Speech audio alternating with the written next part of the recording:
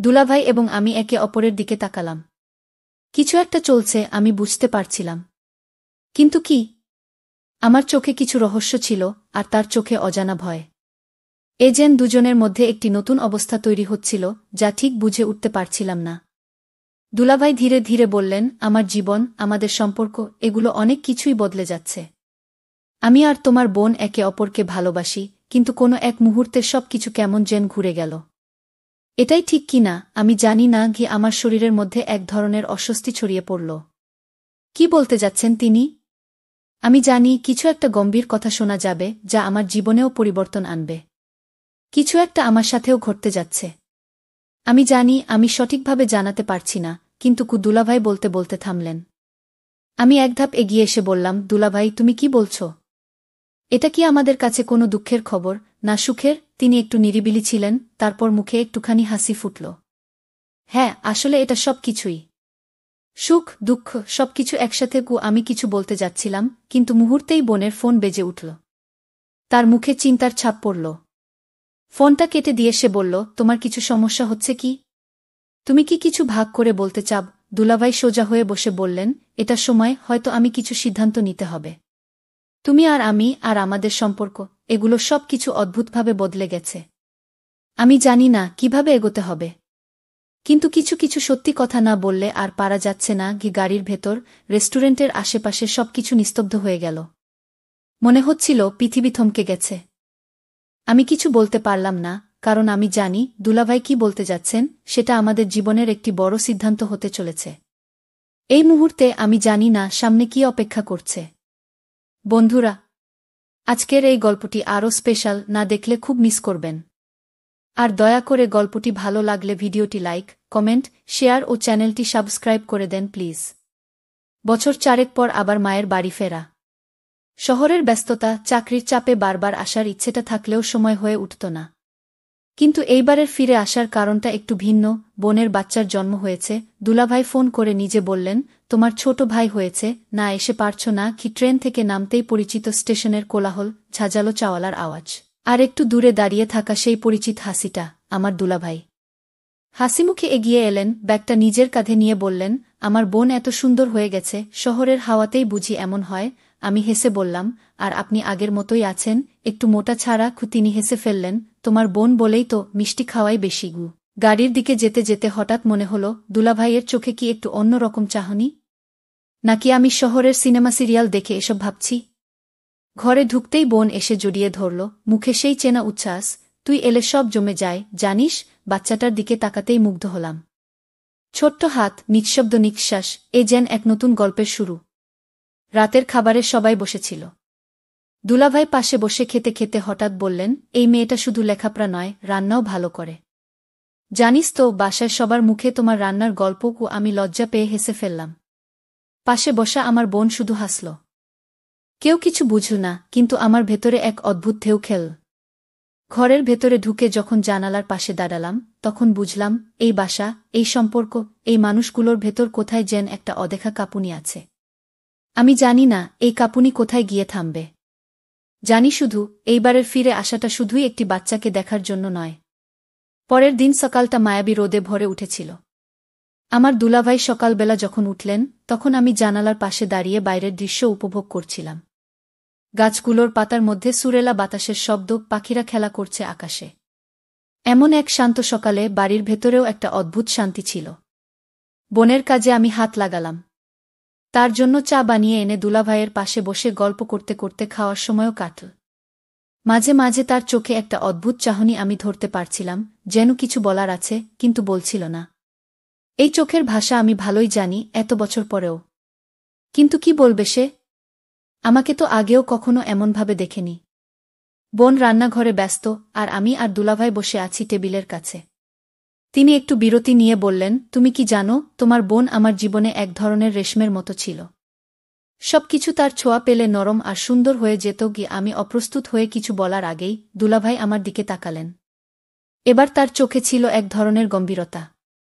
এখন আমাদের জীবনের অনেক কিছুই বদলে গেছে, কিন্তু কিছু কিছু জিনিস যেন ওই আগের মতোই থাকে গু। আমি চুপ করে শুনছিলাম, তার কথা আমাকে ভাবাতে বাধ্য করছিল। কেন জানি না, তার এই কথায় আমি অস্বস্তি অনুভব করছিলাম। এটি কি শুধুই এক ধরনের স্নেহের কথা, না কিছু গভীর অনুভূতি ভেতরে জমা হচ্ছে যা খোলাসা হতে যাচ্ছে? আমার মনেও কিছু প্রশ্ন ঘুরপাক খাচ্ছিল। আমি কি দুলাভাইকে অন্যভাবে দেখছি, নাকি এটি শুধুই পারিবারিক সম্পর্কের এক অংশ? এসব প্রশ্ন আমার ভেতরে জমে উঠছিল, কিন্তু উত্তর কিছুতেই খুঁজে পাচ্ছিলাম না। বোন রান্নাঘর থেকে এসে বললেন, তুমি জানো তো আমাদের বাড়িতে অনেক পরিবর্তন আসছে। বাচ্চা আর সবার এই নতুন দায়িত্বগুলো কেমন যেন এক ধরনের নতুন সম্পর্ক তৈরি করছে। আমি কিছু না বলে মাথা নেড়ে সম্মতি জানালাম। কিন্তু সেই মুহূর্তে আমার মনে পড়ল দুলাভাইয়ের কথা, আমাদের জীবন বদলে যাচ্ছে, কিছু কিছু সম্পর্কই বদলাতে চায় না এই কথাটি যেন কানের ভেতরে বারবার বাজছিল। সেটা কি শুধুই সাধারণ কথাবার্তা ছিল, নাকি এর মাঝে কোনো গভীর অনুভূতি লুকিয়েছিল? এদিন বিকেলবেলা যখন সবার মাঝে মিষ্টি আলাপ চলছিল, দুলাভাই আমার পাশ দিয়ে চলে যাওয়ার সময় আমার হাতে হালকা করে হাত রাখলেন। খুব স্বাভাবিকভাবে, কিন্তু কিছুটা দীর্ঘ সময় ধরে। আমি সেদিকে না তাকিয়ে শুধু খাওয়ার দিকে মনোযোগ দিলাম, যদিও হৃদয়ের মধ্যে যেন একটা আলাদা অনুভূতি হচ্ছিল। রাতে ঘুমাতে যাওয়ার আগে বোন আবার বলল, তুমি কিছু ভাবছ? না, কিছু না, আমি বললাম, যদিও আমি জানতাম কিছু না ভাবার প্রশ্নই ছিল না। আমাদের মাঝে সবই পরিবর্তন হচ্ছে, কিন্তু তুমি কি কখনো বুঝেছ, কখনো কখনো একটিই মানুষ থাকে, যে সব পরিবর্তনের মধ্যেও অপরিবর্তিত থাকে? বোন হালকাভাবে হাসল। যেমন দুলাভাই। আমি কিছু বললাম না, কারণ আমি জানতাম আসলেই কিছু অনুভূতি অজানা থেকে যায়। হয়তো সময় সবকিছু স্পষ্ট করে তুলবে। অপরদিন সকালে ঘর জুড়ে এক অদ্ভুত নীরবতা ছিল। বাচ্চাটি খেয়েছে, তবে এত সুন্দর হাসি, এত মিষ্টি চেহারার মাঝে একটা ভারী অনুভূতি ছিল। আমার মনও ভারাক্রান্ত হয়ে উঠেছিল, কিন্তু আমি কিছুতেই ঠিক বুঝতে পারছিলাম না কেন। বোনের মুখে হাসি ছিল, কিন্তু আমি দেখতে পাচ্ছিলাম তার চোখের মধ্যে কিছু না বলা কথা ছিল, যেন কিছু চাপা অনুভূতি ছিল, যা কখনো বলা হয়নি। এদিন দুপুরের পর থেকে দুলাভাই কিছুটা অস্বাভাবিকভাবে আচরণ করতে শুরু করলেন। কখনোই নিজের মধ্যে এতটা গোপনীয়তা দেখাননি। টেবিলের কাছে বসে খেতে খেতে বারবার ফোনের দিকে তাকাচ্ছিলেন। তার চোখে উদ্বেগ, একটু অস্বস্তি। এটা কি শুধু কাজের চাপ নাকি কিছু অন্য সমস্যা? সব ঠিক তো? আমি সাহস করে প্রশ্ন করলাম। তিনি মুখে কিছু না বলে আমার দিকে তাকালেন। কিছু একটা বলার চেষ্টা করলেন, কিন্তু শেষ পর্যন্ত বললেন না। তার মুখাবধি চাপটা যেন স্পষ্ট হয়ে উঠল। আমি জানতাম কিছু একটা ঘটেছে, কিন্তু সেটা কি ছিল তা বুঝতে পারছিলাম না। এমন সময় বোন এসে বলল, তোমরা কি একসাথে কোথাও যাব? আমি মাথা নেড়ে বললাম, হ্যাঁ, ভালোই হবে। তাহলে কিছুক্ষণ পরে বের হব, বোন বলল। দুলাভাই এবার অল্প হাসলেন, কিন্তু সেটাও খুবই ফিক্সড ছিল। তার চোখে যে কিছু একটা চিন্তা ঘুরছে আমি বুঝতে পারছিলাম। তারপরই আমি মনে মনে সিদ্ধান্ত নিলাম, আমি একা যেতেই চাই না। কিছু একটা তো ঘটেছে, তাই না? আমি চাইছিলাম কিছু একটা জানি এবং শেষ পর্যন্ত সত্যটা বুঝতে পারি। হঠাৎ দুলাভাই ফোনে কিছু একটা দেখলেন এবং কিছুটা ঝুঁকে পড়লেন। ফোনের স্ক্রিনে চোখ পড়তেই কিছুটা আঁচ পেলাম, কিন্তু তাও জানলাম না এটা কি বিষয়। কিন্তু এটা স্পষ্ট ছিল যে কিছু গোপনীয়তা ছিল। বিকেলটা এল। আমরা তিনজনই গাড়িতে চেপে বের হয়ে গেলাম। শহরের একাংশের রাস্তাগুলো এখন শান্ত। সবার মাঝে একটা অদ্ভুত নীরবতা। কেউই পুরোপুরি আরামদায়ক ছিল না, আর আমি বুঝতে পারছিলাম না কেন। গাড়িতে বসে আমি ধীরে ধীরে তার দিকে তাকিয়েছিলাম। দুলাভাই কি কিছু বলতে চাচ্ছেন? তার চোখে ছিল একটা অনিশ্চয়তা, আর আমি জানি সেই অনিশ্চয়তাটুকু আমার কাছেও চলে আসছে। বোন হঠাৎ বলে উঠল, তুমি কি বুঝে উঠতে পারছ কি? আমি মুচকি হাসলাম। আমি জানি তুমি কিছু ভাবছ, তবে কিছু বলো না। শালীনতাই ভালো। কথা বলতে বলতেই আমি তার চোখে কিছু খুঁজে পেলাম। এটা কোনো সাধারণ খোঁজ নয়, এটি যেন কিছু না বলা অজানা সত্য। কি সত্য? গাড়ির মধ্যে গুনগুন শব্দ হচ্ছিল, আর এর মাঝে আমি অনুভব করলাম হয়তো আমি সেই সত্যটি জানি। কিন্তু সঠিক সময়ে কি সেটা প্রকাশ করা উচিত? আমি যদি জানতাম তাহলে কি করতাম? গাড়ি চলতে চলতে শহরের বাইরে চলে আসলাম। গাছপালা, ছোট ছোট গ্রাম, আর আকাশে মেঘের ছায়া, সবকিছু যেন একেবারে শান্ত, কিন্তু আমার মন যেন অস্থির। কিছু একটা ঘটছে, আমি জানি। কিন্তু কি? আমি নিজেই উত্তর খুঁজে পাচ্ছিলাম না। দুলাভাই কি আমাকে কিছু বলবেন? নাকি বোনের সাথে কোনো অজানা সমস্যা চলছে? গাড়ি থামল একটি ছোট্ট রেস্টুরেন্টের সামনে। বোন বলল, এখানে কিছু খেয়ে নাও, তারপর কথা হবে কি। আমরা সবার আগে রেস্টুরেন্টে ঢুকলাম। দুলাভাই চুপচাপ বসে থাকলেন। তার মধ্যে একটা অনুপস্থিতির অনুভূতি ছিল, যেন শরীর এখানে, কিন্তু মন কোথাও চলে গেছে। আমি তাকে কিছু বলার জন্য মুখ খুলতেই তিনি চোখের কোণে তাকিয়ে একটু সরে গেলেন। কিছু চিন্তা ভাবনা চলছে ঠিক? আমি সাহস করে প্রশ্ন করলাম। দুলাভাই কিছু বললেন না, কিন্তু তার মুখাব দিয়ে একটা গম্ভীরতা আমাকে বলছিল কিছু বড় কথা বলতে যাচ্ছেন তিনি। বোন তার ছোট্ট হাসি দিয়ে বলল, তোমরা দুজনেই কি কেমন যেন অদ্ভুত হয়ে গেছ? কি হচ্ছে এখানে? কিছু না, আমি সোজাসুজি উত্তর দিলাম। কিন্তু আমার চোখের দিকে তাকিয়ে দুলাভাই কিছুটা ভেঙে পড়লেন। আমি জানি তোমরা কিছু বুঝতে পারছ, দুলাভাই অবশেষে বললেন, কিন্তু আমি সত্যিই জানি না কিভাবে বলতে হবে।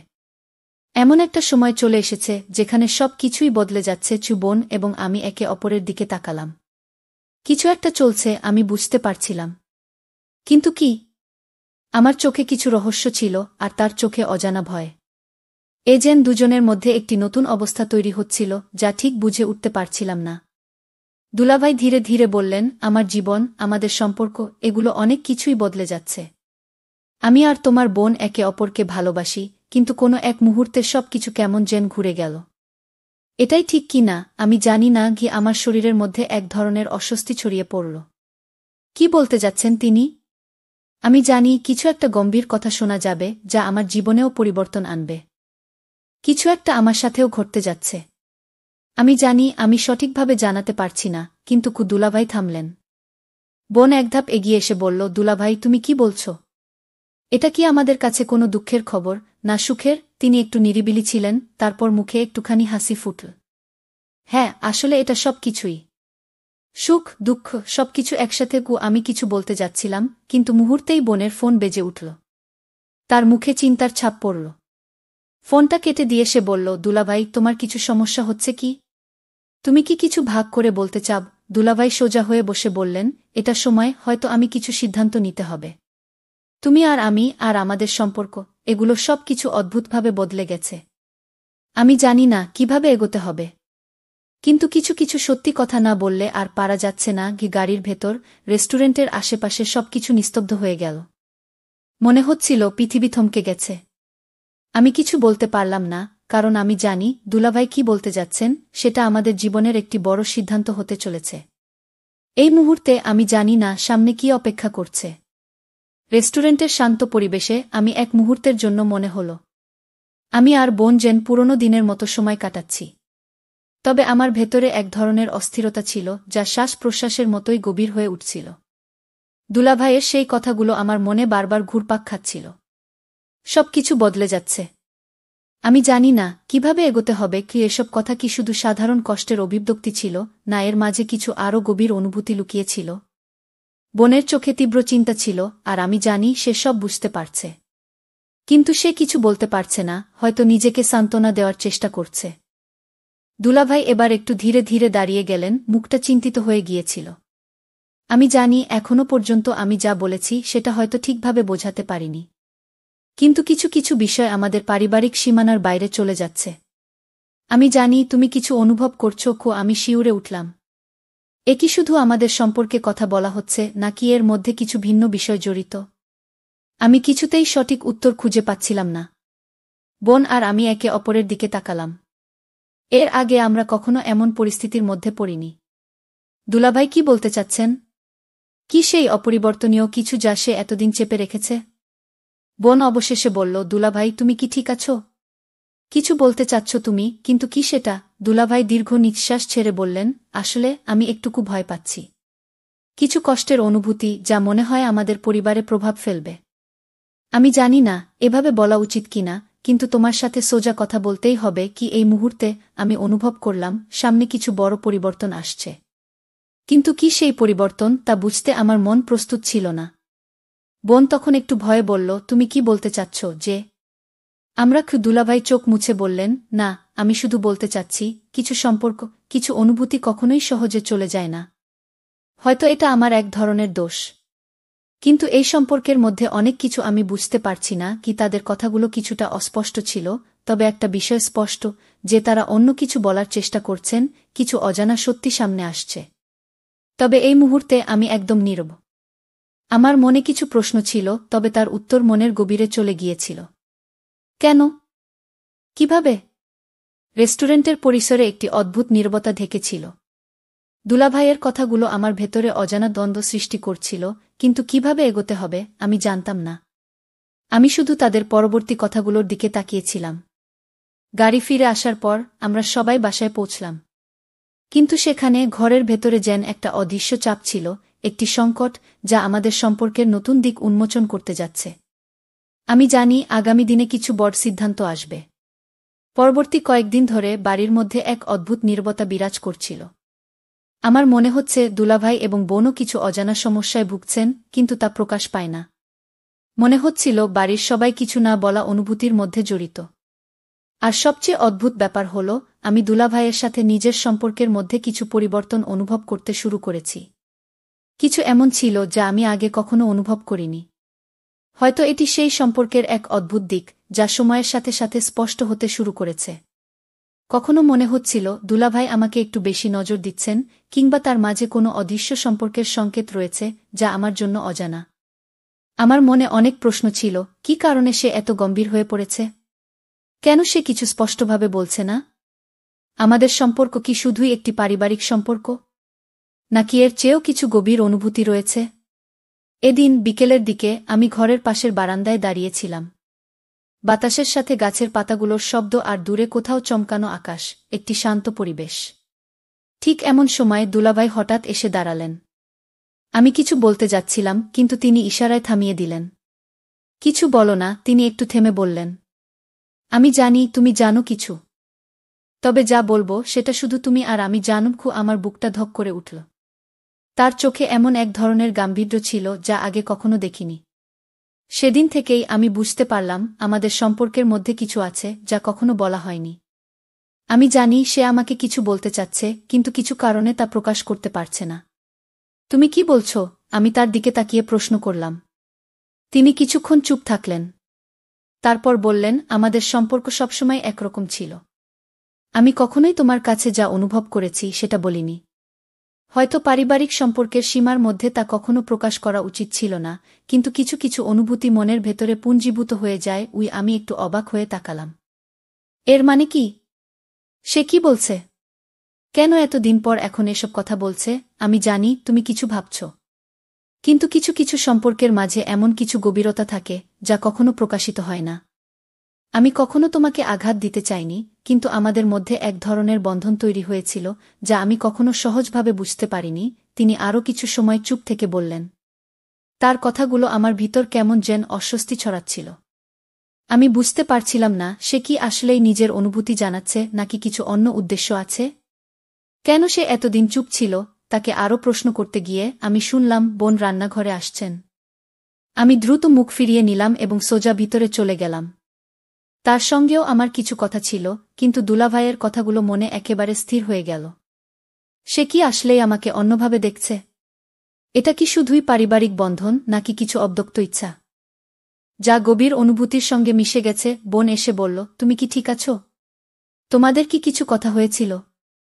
না, কিছু না, আমি শান্ত স্বরে উত্তর দিলাম। কিন্তু জানি না কেন আমার মধ্যে এমন এক অনুভূতি ছিল যেন সব কিছু বদলে যাচ্ছে। বোনের মুখে ছিল এক ধরনের উদ্বেগ। তুমি যদি কিছু অনুভব করো বা কিছু জানতে চাও তো বলো। সবসময় আমাদের কাছে থাকো। কিন্তু আমি কিছু বললাম না। আমি জানতাম কিছু গভীর এবং জটিল সম্পর্কের ভেতরে আমি ঢুকে পড়েছি, যেখানে না বললে কিছুই স্পষ্ট হবে না। আমি কি চাইছিলাম, আর দুলাভাই কি চাইছিল? রাতের খাবার শেষে সবাই যখন ঘরে চলে গেল, তখন আমি আর দুলাভাই একসঙ্গে বসেছিলাম। তার চোখে একটা গভীরতা ছিল যা আগে কখনো দেখিনি। ঠিক তখনই আমার মনে হলো, এটা শুধুই পারিবারিক সম্পর্ক নয়, এখানে কিছু গভীর অনুভূতি এবং সংকট লুকিয়ে আছে যা সামনে আসছে। রাতের নিস্তব্ধতা যেন আমার মনে এক অদ্ভুত ভার তৈরি করছিল। চাঁদের আলো জানালার ফাঁক দিয়ে ঘরের ভেতরে পড়ছিল, আর বাইরে হালকা বাতাসে পাতার দোল। আমি বসেছিলাম বারান্দার কোনায় চুপচাপ। মাথার মধ্যে দুলাভাইয়ের কথাগুলো ঘুরপাক খাচ্ছিল। ঠিক তখনই ধীরে ধীরে দরজার শব্দ শোনা গেল। আমি পেছনে তাকিয়ে দেখি দুলাভাই। সে নীরবে আমার পাশে এসে দাঁড়াল। কিছু বলল না। আমি তাকে জিজ্ঞেসও করলাম না কিছু। শুধু একে অপরের নীরবতা অনুভব করছিলাম। মনে হচ্ছিল শব্দের চেয়ে এই মুহূর্তটাই অনেক কিছু বলে দিচ্ছে। একসময় সে শান্ত গলায় বলল, তুমি কি জানো, কিছু অনুভব শুধু অনুভবেই থাকে। না বলা, না বোঝানো, কিন্তু গভীর আমি শুধু মাথা নেড়ে সম্মতি দিলাম। আমাদের মাঝে তখন এক অদ্ভুত শান্ত ঘন ঘন নিঃশ্বাস। যেন দুইজন মানুষ দুটি দিক থেকে এক বিন্দুতে এসে থেমে গেছে। দুলাভাই আমার হাত ছুঁয়ে বলল, তোমার চোখে এক ধরনের প্রশ্ন দেখি। আমি জানি আমি এই জায়গায় আসতে চাইনি। কিন্তু কখনো কখনো সম্পর্ক নিজের পথ খুঁজে নেয় কি। তার আঙুলের ছোঁয়া ছিল কোমল, কিন্তু সেই ছোঁয়ায় ছিল এক গভীর কাঁপুনি। আমি সরে যাইনি। জানতাম এই মুহূর্তটা স্বাভাবিক নয়, কিন্তু একেবারে নিষিদ্ধ নয়। চাঁদের আলোতে তার চোখে যেন কিছু আবেগ জমেছিল। সে আমার মুখের দিকে তাকিয়ে রইল কিছুক্ষণ। তারপর ধীরে, অত্যন্ত সংযতভাবে আমার কপালে একটি হালকা চুম্বন রাখল, নিঃশব্দে, যেন কোনো শব্দ না করেই হৃদয়ের সমস্ত কথা বলে ফেলা। আমি চোখ বন্ধ করলাম। এই চুম্বনটুকু ছিল কারো প্রতি কোনো দাবি নয়, ছিল একটি অজানা অনুভবের নীরব স্বীকৃতি। এরপর সে ধীরে পেছনে সরে গেল, বলল, তোমাকে কষ্ট দিতে চাই না। কিন্তু অনুভূতিগুলো থামানো যায় না, সবসময় সে চলে গেল, আর আমি বসে রইলাম বারান্দায়, ভরা চাঁদের আলোতে, ভেতরে এক কাঁপা কাঁপা অনুভূতি নিয়ে। জানি আজকের রাতের পর সবকিছু বদলে যাবে। সম্পর্ক, দূরত্ব, অনুভব, সবকিছু। তো বন্ধুরা, ভিডিওটি ভালো লাগলে কমেন্টে জানাবেন। এইরকম ভালোবাসার গল্প শুনতে চাইলে চ্যানেলটা সাবস্ক্রাইব করুন এবং পাশে থাকুন আর আপনার বেল আইকনটা বাজিয়ে রাখুন, যাতে নতুন ভিডিও আপলোড করা মাত্র আপনারা দেখতে পারেন।